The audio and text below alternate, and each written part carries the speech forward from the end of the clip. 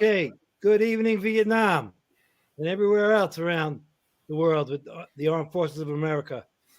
Welcome to Veterans Live Show. I'm your host, Ronnie Embers, and tonight we're going to have a special guest, Paul Martin, the Secretary and Historian of the Army Air Force Historical Society, or also called AAFHA. On the episode, we will speak to Paul about incredible stories of valor from the skies of World War II, as well as his organization, what it does to preserve the legacy of these brave pilots, and how they helped us to victory. We will get to our program in just a moment, but first I'd like to let you know the program is brought to you by Fallen Never Forgotten, the Vietnam Veterans Memorial Book. It makes a great gift for veterans from the Vietnam War. You can also pick up your copy online by going to fallenneverforgotten.com. And don't forget, at the end of the show, we will be doing a live Q&A. So get your questions up about any topic, about any war, anything, whatever. We'll try to get an answer for you. And so if you're watching, just type your questions below the video. Thank you very much. Good evening, Paul. Welcome to the show. Good evening. Great to be here. Thank you, Ron. You got it, my man. Okay. Why don't you start off by telling a little bit about what AAFHA is and how you got involved in it? Well, AAFHA is an organization that was started back in the 90s, and it actually started primarily with World War II veterans themselves, the Army Air Forces and the Army Air Corps veterans who fought during World War II. And they started an organization to be able to tell their stories and to be able to bring their experiences during the war to school children, to the general public, through all various, forms, through libraries, going into schools, air shows, museums, and bringing their stories to the general public and the general population, and to be able to tell those stories to the people as they experienced them, as the actual veterans who experienced them. And along the way, they picked up other members like myself who had a father or a father-in-law who might have been a veteran, who might have fought in the Air Forces during World War II. And the organization grew. Unfortunately, as you can imagine, over the years, a lot of those World War II veterans started passing on to the point where an organization that started out with about 75 to 80% veterans is now down to really only 2 surviving World War II veterans left in the organization. So it's up to people like myself, the next generation, their children and grandchildren, to kind of carry on and bring those stories still to the general public through our displays, our museum displays at air shows and museums and schools, parades and places like that. So that's kind of where we stand today, moving forward into 2022. Yeah, do you have an annual reunion or something like that, or biannually, or? We usually have 2 dinners. We have a spring dinner and a fall dinner. Okay. The organization is primarily based out of New Jersey, but we have members all across the country, and our active members obviously are pretty much focused within the tri-state region of Pennsylvania, New Jersey, New York, Connecticut. And we would have dinners in the spring and in the fall. The fall luncheon would often be held at the Picatinny Arsenal in New Jersey. And at those dinners, we would honor our veterans, the World War II veterans who were still in the organization. And we usually bring in a guest speaker sometimes a World War II veteran who might not necessarily be a member of our organization. We'd bring in to tell the stories and do a presentation for the group. So it was really a way to keep the memories of those men alive through our organization as well. That's great. I got to tell you, there's a memory for you. I think it was last Memorial Day. My son Zachary and I took a ride down to Camden, New Jersey, where the USS New Jersey is dry docked, or whatever they call that, And who do I meet? You and your group down there in the mess hall or wherever you were. That's right, the wardroom. Yes. Okay, the wardroom, and that was terrific to see. That was like, I don't know how to say that. It was very serendipity. But go ahead. Yeah, it's our group has been recognized by other museums and other similar groups that also honor veterans. And as you know, the USS New Jersey in Camden is the battleship New Jersey, and they recognized our group at some point in time. Again, we crossed paths with one of their members or one of the museum board members somehow. And they saw our display and asked us to come down to their museum, to their ship, to do a display. That was in August. They held and still do, I guess, COVID, messed up a lot of things, obviously, over the course of the past couple of years and kind of limited the types of events we were able to attend. But they have a victory day in August to celebrate the anniversary of the end of World War II. And they invited our group. We've been down there about 4 or 5 times with our display in the wardroom and our members at the battleship USS New Jersey. So that's really fun too. That was a really cool experience. Before I get to a membership question for you, I can remember the guys on the battleship New Jersey shooting this howitzer. Must have been maybe 80 or a 50 millimeter or maybe 110. I'm not sure. At a Japanese Zero. Flying up and down the. That's right. Yeah, that was spectacular. He dreamed like a stream of smoke, like he was hit. Right, right, unbelievable. Right. Very well. Yeah, done. They brought in a couple of the airplanes. I think from the one of the museums, maybe on Long Island, maybe the Air Power Museum out on Long Island, at the Old Republic airfield. And they brought those airplanes in, a couple of Japanese Zeros to fly past the ship, and then they shot at them with blanks, and that was very neat too. That was then they had a little smoke grenade go off, like they got hit in the trail behind it. Right, that was great. It was really great. Interesting. Yeah, they did a great job. Yeah. So let me ask you, how long did I ask you when this got started? The organization got started about 1991. Oh, okay. By Wayne Plasek and Al Creasy and many other of the founding original members. As I said, with a lot of, at the time, living World War II veterans. Gotcha. About 1991. Okay. So it's been, I don't know, about 30 years plus that the organization's been in existence. I see this show on TV, World War II, the World War II show, history of World War II. And I see a lot of these pilots, how they, with the Spitfire in England and the American planes that came over, the Mustang or whatever, P-51. And so what are the kind of stories that some of these guys told you? Could you give us a couple of brief encounters there? Well, interestingly enough, it is hard to tell those stories from their perspective. But one of the reasons why I got involved with it is because my father-in-law was a top turret gunner on a B-24 in the China-Burma-India theater. And my father was an MP during the Korean War. So I kind of grew up with my father, as a son of a veteran. And then when I met my wife, got an opportunity to meet my father-in-law, obviously, and spend some time talking with him. And I actually took my father-in-law to several of his reunions down in Washington, D.C. over the Memorial Day weekend.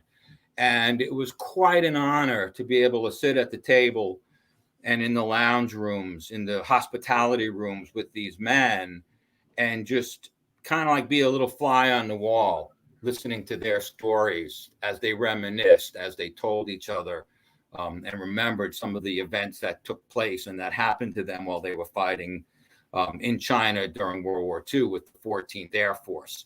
So as I said, my father-in-law was a top turret gunner on a B-24. And I can tell you many stories that he related to me. I'm actually putting those together in a book as well for future publication.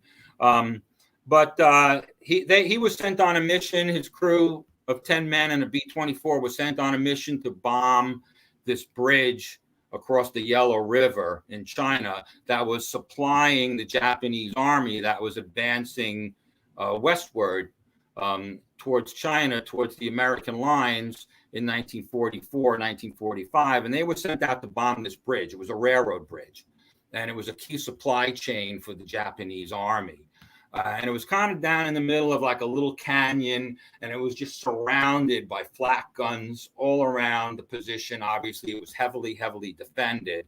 And they tried sending in some other airplanes, B-25, that couldn't reach it, and they couldn't, really were very unsuccessful with getting down, taking out this bridge. So they started sending in these B-24s in 2-plane or 3-plane flights to try to take out this bridge down in the canyon. And they sent them down at really low levels. And they had to fly kind of down this gorge that was just kind of surrounded by flak towers on either side of the gorge as they're kind of flying down the river, so to speak.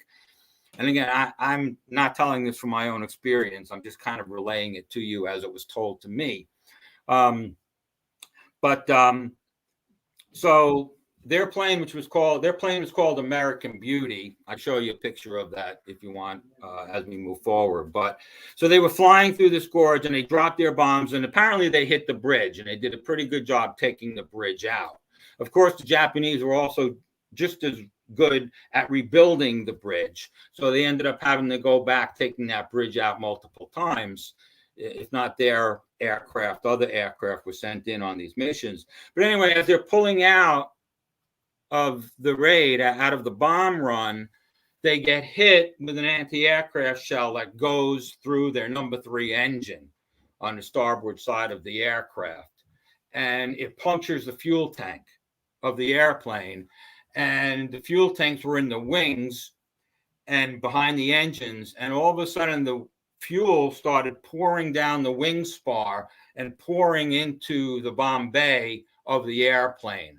And my father-in-law described it as if it was, being poured into the airplane from buckets. That's how, fast the fuel was pouring into the airplane. And of course, he was in the top turret position. So he was able to look down and see this happening. It was happening basically right below him. The bomb bay section of the airplane of the B-24 was directly behind where he was seated. And the big fear, of course, was fire, because now you've got all this gasoline inside the aircraft. And they're hundreds of miles away from their home base because it was a really long flight, a really far away mission that they had to go on to strike this bridge.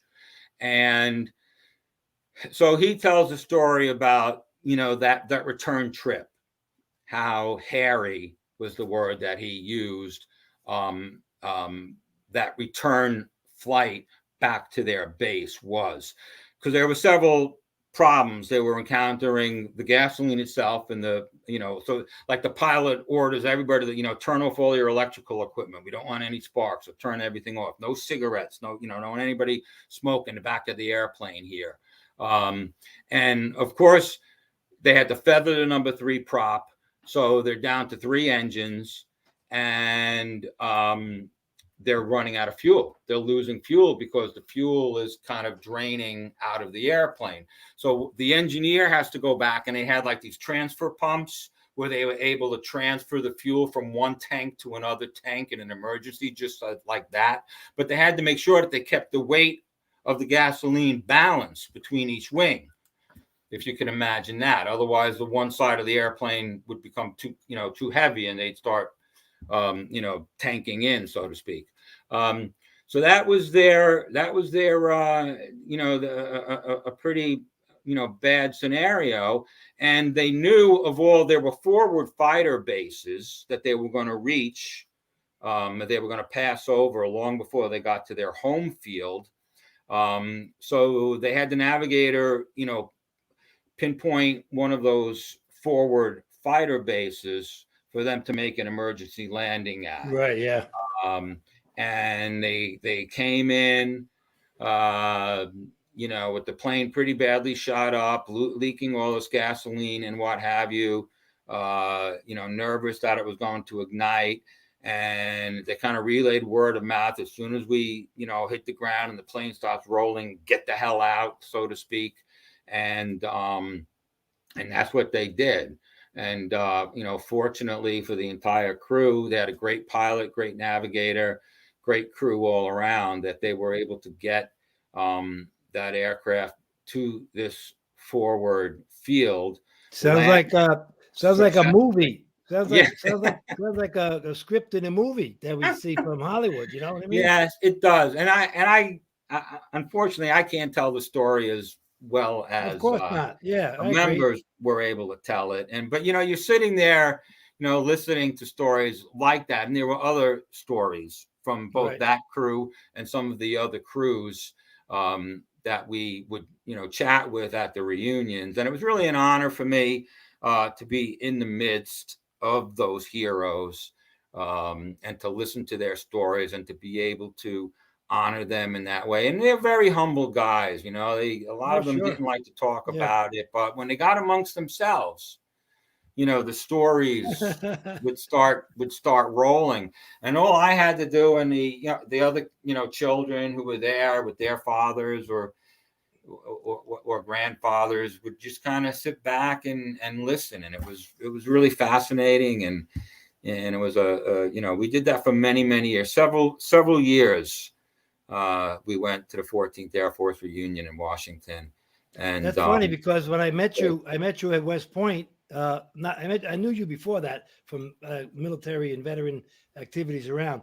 But when I met you at West Point that night, I was attending the Bastogne reunion, which has the guys from the 101st in the Battle of Bastogne doing the same thing with their reunion. All the stories, all the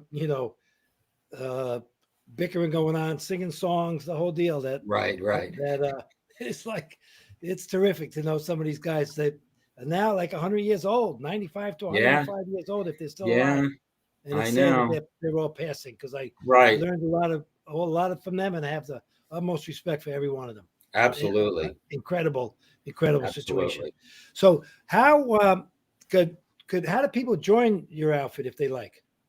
Well, probably the best way is to go to our website, which is AAFHA.org. We call ourselves AAFHA, which is short for the Army Air Forces Historical Association, which is a mouthful. So it's AAFHA, AAFHA.org. And all the membership information is there on our website. You can look at hundreds of pictures of the different events that we have done in the past. Again, past couple of years, the events have been, less. That's a great picture there. That, if you can go back to that other one, that's a great picture there. That's pretty much our entire crew, our entire AAFHA group in front of the B-29 dock at the Reading World War II weekend. I think that picture was taken about 2008. They have an air show every year out in Pennsylvania, right? Yes, there is. The big World War II weekend in Reading, Pennsylvania is amazing. And we set up in one of the hangars there and do our display out there. Again, we haven't been there the past couple of years with, all the craziness going on. This picture here, that's our group, and that's my Jeep. That's me sitting there in the driver's seat of the Jeep. That's, I believe, a C-47. I think you might have jumped out of one of those, Ronnie. Yeah, I did that in Normandy about 4 or 5 years ago. Yeah, that one's all marked up in the Normandy invasion stripes. That picture was taken at the Greenwood Lake Airport, at the Greenwood Lake Air Show, which is held every year in, I think it's New Milford, New Jersey, up at the New York State, New Jersey line. I think this year it's June 10th, 11th, and 12th, I believe, this year. And the Reading World War II weekend is always held around the anniversary of D-Day. Are they going to have it with the COVID thing? They're scheduled as we speak. Yes, they are scheduled to have them as we speak. When you get a chance, send me the address or a phone number for me. Okay? I definitely will. And you can Google them, and they'll come up on Google them. They'll come up on their own websites will come up on the internet, I'm sure. What is this that I got from you or somebody else? That's our guests mug from the Company of Military Historians, West Point chapter, that I'm the secretary for as well. Right. And again, we meet at the West Point Museum up at West Point there. And again, we haven't met for 2 years because the West Point Museum is a federal government installation, and they're a little bit stricter than even New York has been during the pandemic.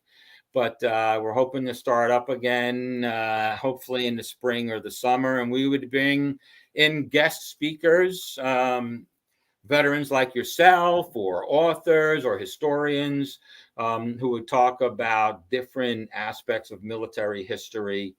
From actually company military historians is very wide ranging, and they focus on pretty much the French and Indian Wars right up until modern times. Wow. Of course, Yeah. the Army Air Forces Historical Association focuses primarily on the World War II years.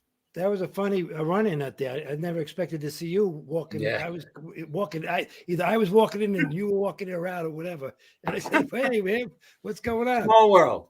That was that was one of those Bastogne weekends up there at West Point. That was terrific. Right. So and you have these events you go to. Do you have a list of events that you go to? Is it published like on a calendar or? Yeah, it's published on our website. So we've done events that we've been asked to display at the New York Historical Society in New York City.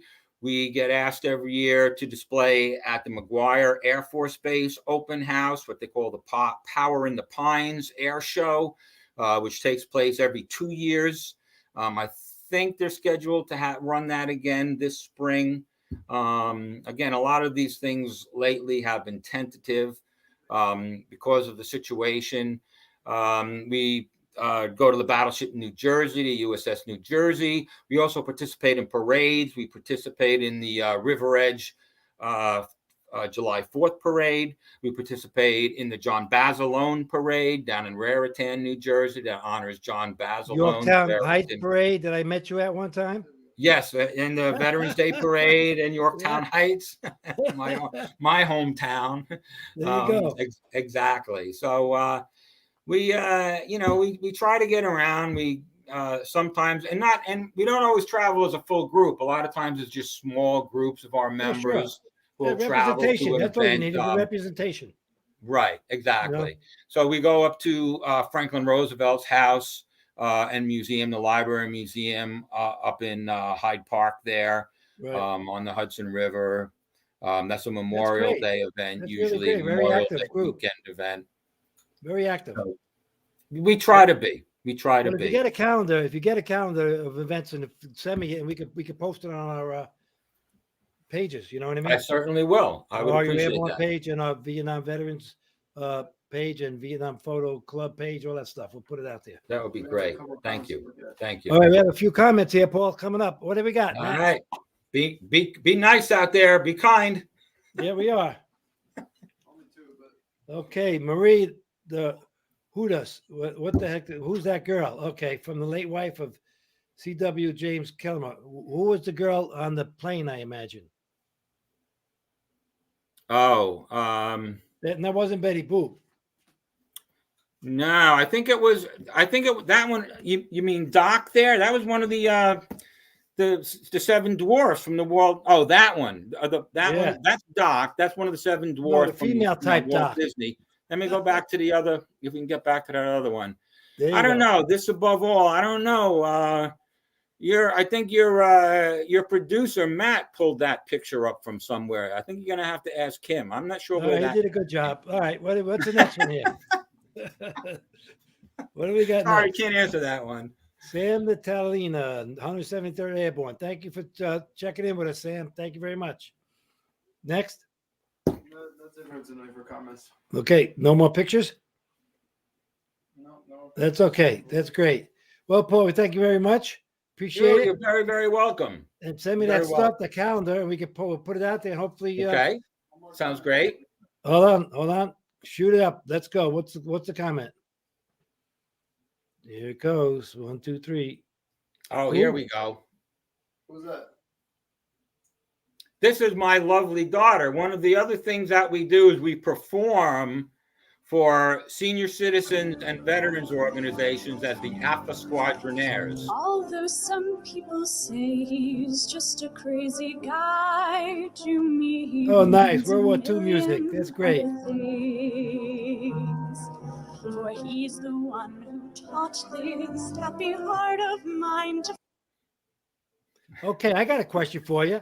I was at the Mayapack Golf Club, Okay. and they had a World War II show with these 3 or 4 singers that sounded like the McGuire sisters. They were terrific. Do you know who they were, or where they perform at all? I think that was the modern USO troupe. Right. If I recall USO, correctly. Right, yeah. The USO, which is, as you know, a great organization, a civilian organization, all volunteer organization, been supporting our troops since 1941. Can I answer that question at the bottom? Yeah, go ahead. What about the Somers Parade? Well, you know, there are parades all around our local area, including Yorktown Heights, my hometown.